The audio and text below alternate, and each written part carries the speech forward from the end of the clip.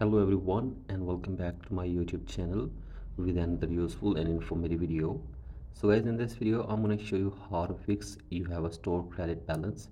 You must spend your balance before you can change stores. So guys, if you are trying to change your store or you are trying to change your country region on your Apple device but you are facing this issue, here I will show you how can you fix it. So guys, for that you have to simply watch this video till the end.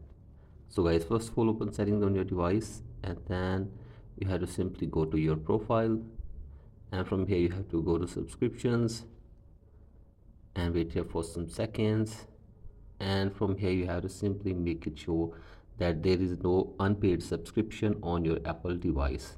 And if there is any unpaid subscription on your Apple device, then you have to simply pay for this, and after this go back and now try to change your country region again. And if you still face this problem, then you have to simply go to media and purchases and then wait here for some seconds, and now tap on country or region, and now try to change your country region from here. So guys, do this and check if the problem is fixed or not, and if the problem is still there, then go for the next solution. That is, you have to simply go to Sport app, and from here you have to tap on continue and then tap on allow while using app,